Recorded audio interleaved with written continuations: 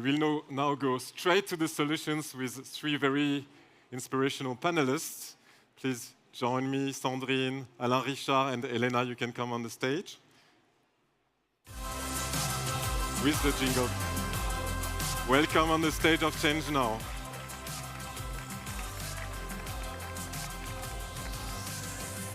Sandrine Sommer, you are the Chief Sustainability Officer at Moët Hennessy, which is within the luxury group LVMH, the direction of 27 houses worldwide for wine and spirits. And you started the program Living Soils, Living Together. Welcome, Sandrine. Alain-Richard Donwahi, welcome. You're the former Minister of Water and Forests in Côte d'Ivoire and environmental advocate and President of the United Nations COP15 against desertification. Welcome, Monsieur Donwahi. Elena Doms, welcome as well. You're the founder of the company Earth Plus. Earth Plus is a pioneer to restore degraded soils and combat desertification worldwide through, we would say, innovative regenerative agriculture. Is that correct? Through combining different industries and combining agriculture and construction. And construction. Thank you to all of you. But I would like to start with a question, Mr. Donwahi, because we heard Philippe talking about the farmers and talking about how difficult it is also to address decision makers. As the first president of a COP against desertification, you are the first president of a COP against desertification to put the soil degradation at the very top of the international political agenda. And since Abidjan in 2022, you were on a mission. How difficult was it to have this mission and to gather all the positive energy and to transform it into concrete change? How was this mission? This mission is very difficult. At the beginning, I thought I was on vacation because I travel a lot around the world, and I found it very tiring today to travel so much. It was difficult because, first of all, our COP was not very well known, Desertification COP. We have 3 COPs in the world, Climate COP, Biodiversity COP, and Desertification. When I was Minister of Water and Forest, I didn't know about the Desertification COP. I would participate every year to the Climate COP, but I didn't even know there was a Desertification COP. When I became president of that COP, I realized that soil degradation, land degradation, is at the core of the problem of climate change and the core of the problem of biodiversity loss. So the most important thing was to talk to to be an advocate to the political world, so the leaders understand what is important. It's not important to have big meetings only.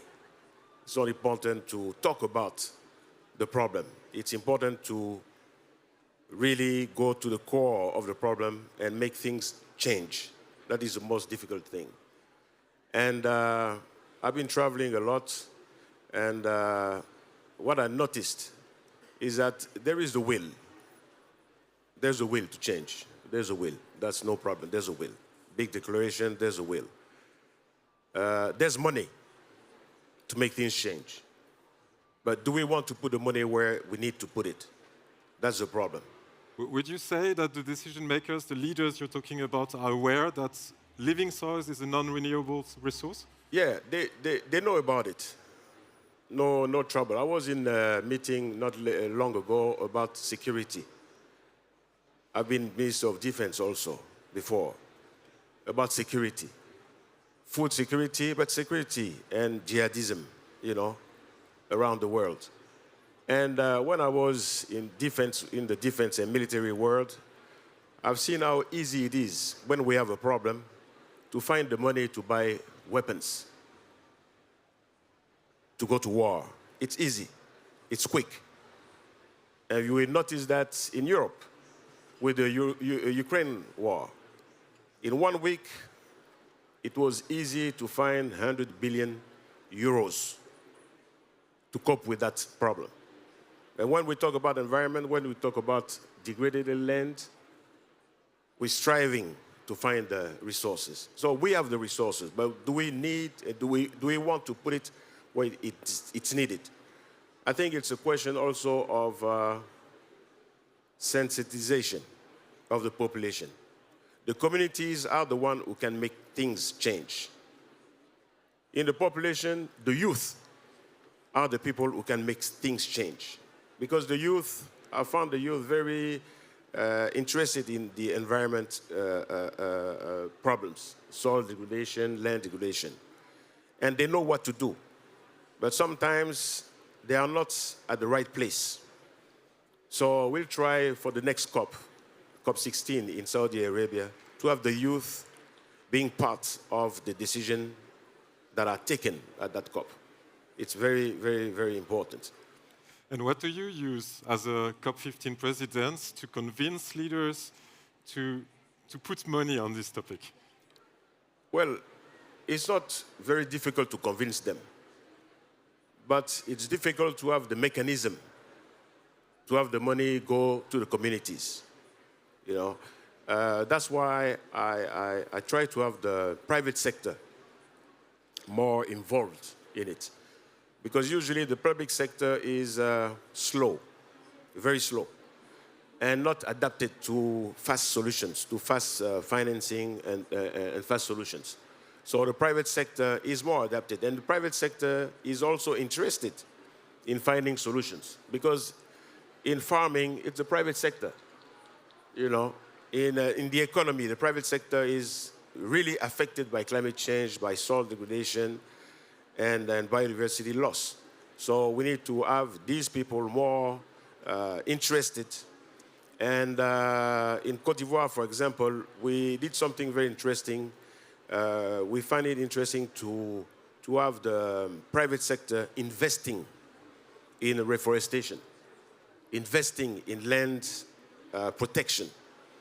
As long as it's in investment, then they understand. You know, it's easier to make them understand. I would be super curious to know, so because you're traveling a lot, you said. Yeah. What is the trend right now about regenerative agriculture? You know, what is the trend worldwide? Yeah. I mean, we're talking about crop rotation, about covering the soil. Do you see regenerative agriculture a lot when you're traveling around? Is it? Yeah, there's a change. There's some countries around the world, around the globe, who are doing so.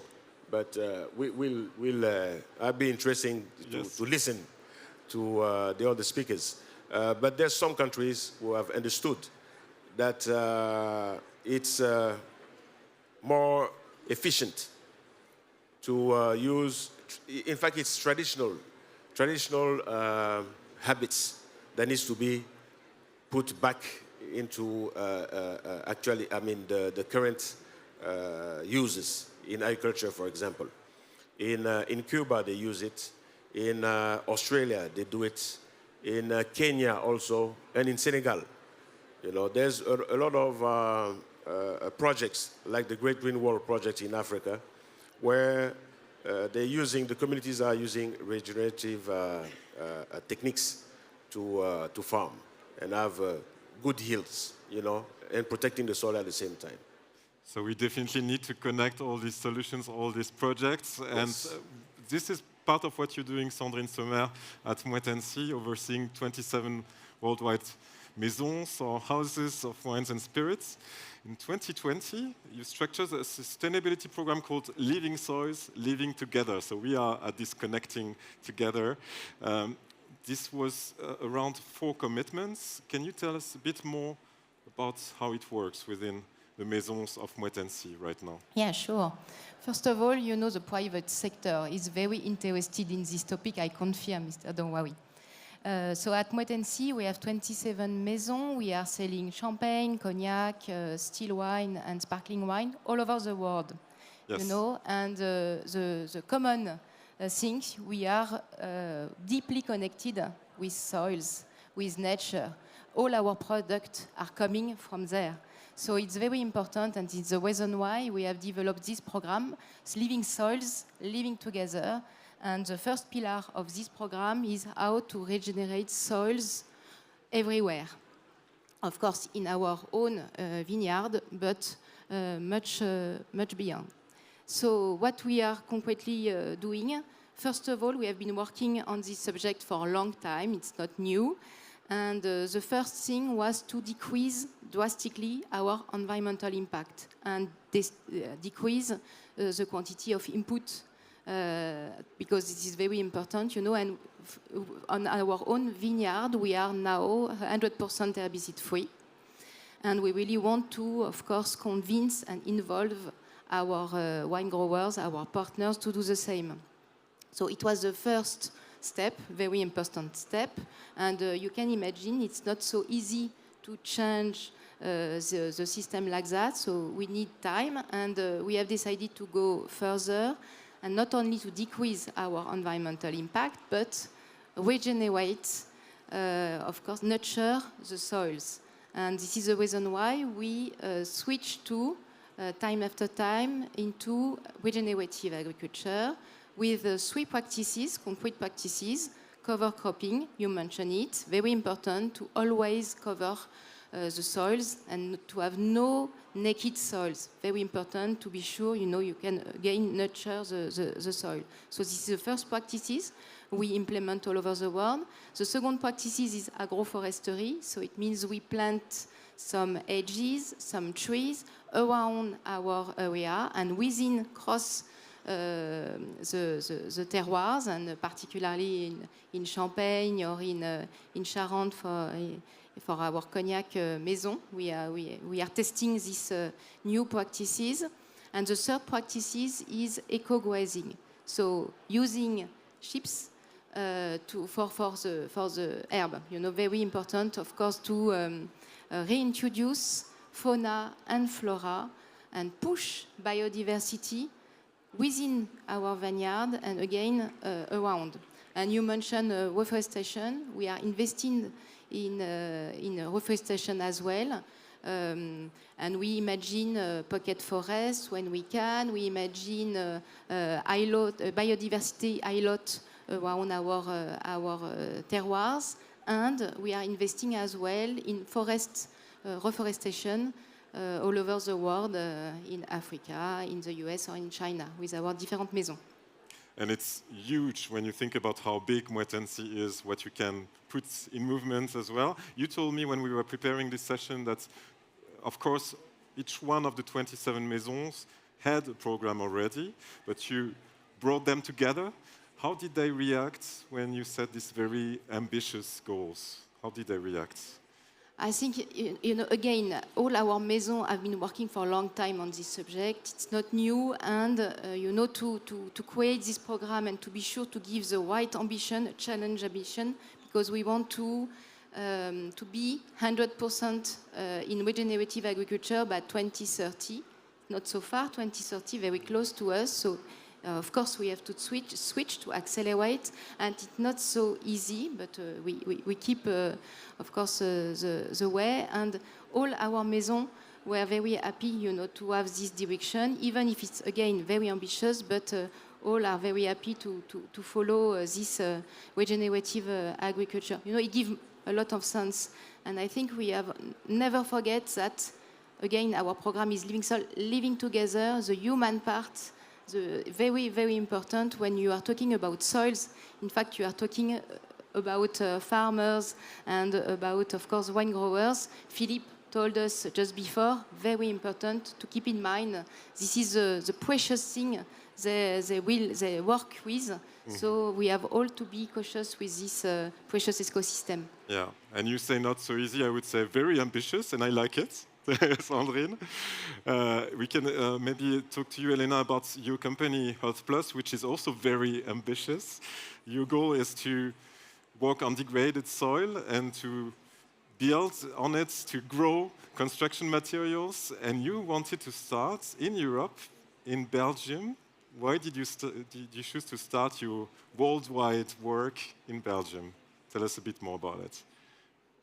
So we work on 2 types of soils. These are the mildly polluted lands and degraded agricultural lands. And Belgium is unfortunately one of the most polluted countries in the world. It also has a lot of degraded agricultural soils. And we started with a project in Belgium, led by my colleague Frederik Verstraete. It was one of the first projects in the world to try to clean forever chemicals from soils with super plants, like industrial hemp. In that project, they proved the impossible, that you can use super plants and they will extract the pollution, even the most difficult ones, and they would store the pollution in the leaves of the plant. Then you can separate the leaves, treat them in a special process to get rid of the pollution, but the stems and the pollen remain completely clean. There were no traces of pollution at all. So those were used to create better construction materials that would actually be cheaper and stock carbon in buildings, turning construction from a huge carbon emitter into a huge carbon sink.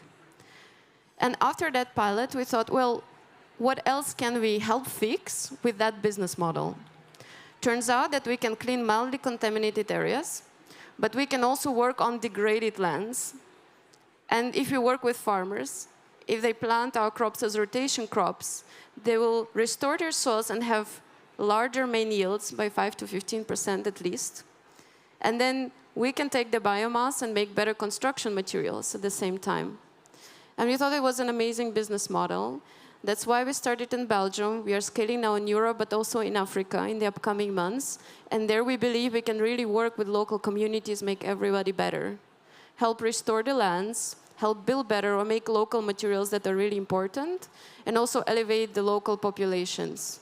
This way we can really truly create a win-win-win for everybody and not wait for the policy, but have a business model that drives restoration at the same time. You're working on how many hectares right now? So for this year, we have over 10,000 hectares upcoming. Wow, this is huge. This is huge. So you of course, growing construction materials and not food because you're working mostly on polluted soil, right? This is the reason?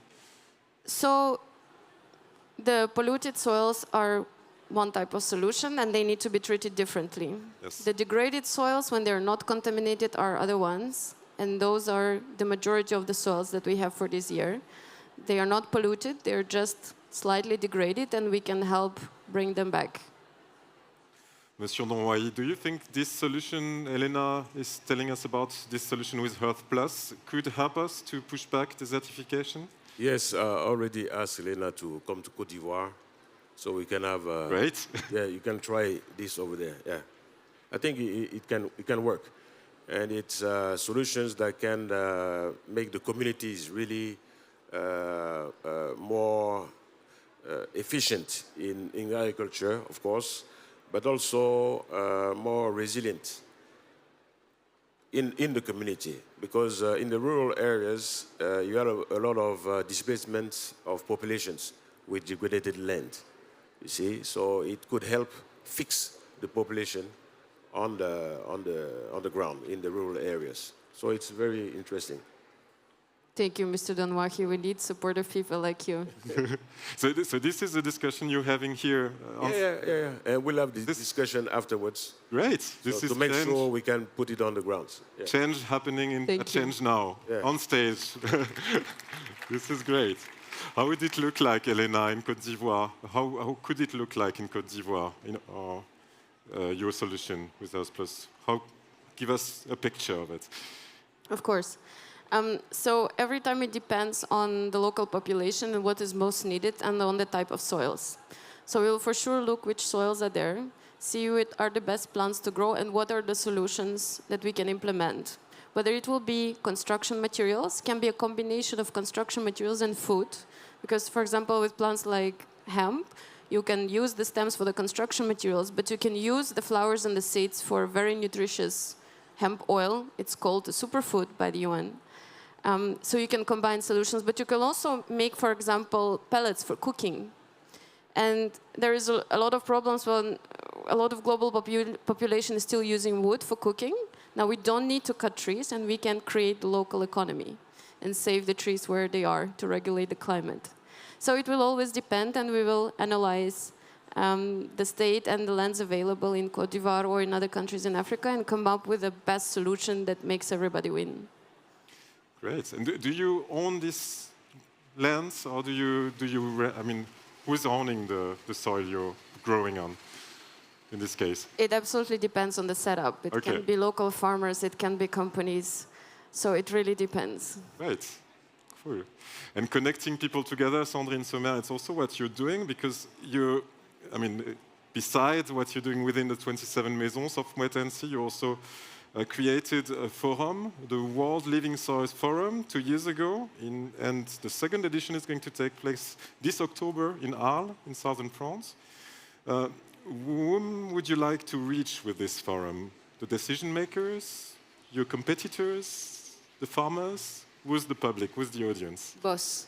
Both? Yeah, very important, to gather everybody, as I mentioned before, and we all know that it's not an easy subject, and we have to use collective intelligence to go further. So this is the reason why we created this forum dedicated on soil regeneration, 2 days, 30 hours of discussion, and we invite all the stakeholders around soils, as you mentioned, so NGOs, farmers for sure, wine growers, companies, institutions, and students, solutions, and the next edition will be co-organized by ChangeNOW. Yes. Very important with ChangeNOW. Very important, of course, to bring some solutions, some startup to innovate on this subject and to work all together and to share the state of art regarding soils, regarding soil health, to be sure we adapt our measurement. We choose the same type of measure for the soil health. And very important, again, to gather the different communities all along the value chain. And you mentioned competitors. For sure, we are working with our competitors because, again, the soil is a common ground, so very important to work together. And yesterday, for example, Pernod Ricard was exactly at the same place to explain what do they want. And very important, again, to work together. Very important, of course, because we have the same partners, the same wine growers we are working with. So, of course, we have to go in the same direction and to help everybody to go in the same direction. And again, as you mentioned as well, we have to use our leadership, to lead the way on this subject, and again, to be sure to gather all the people who are very touched with the soils. So I guess you're all invited in October for the World Living Soils Forum, is that correct? October? Yes, yeah? And definitely, just before this session, we talk together, and you can be sure that I hope you will be there, Elena and Alain-Richard, you will be there for the next edition in October. So it's in the south of France. I missed the first one. I will definitely be there for the second one. You will be there as well. Yeah. Yeah. And is it happening on a farm? Taking place on a farm? I didn't ask you before. No, it's not. It will be so in Luma Foundation, so okay. Not far from soil. From soils, but it's a good point. We really want to focus on what we call case study, the reality, the whale soil. So this is the reason why we have decided during the next edition to have focus on specific terroir. Yes. We love to speak about terroir with wine and spirit. And we will have a focus, for example, from Provence, and the rosé de Provence, and the farmer from Provence, and they all will come and talk together, but again, with the different stakeholders, private sector, for sure, but as well public sector, citizens, students, solution,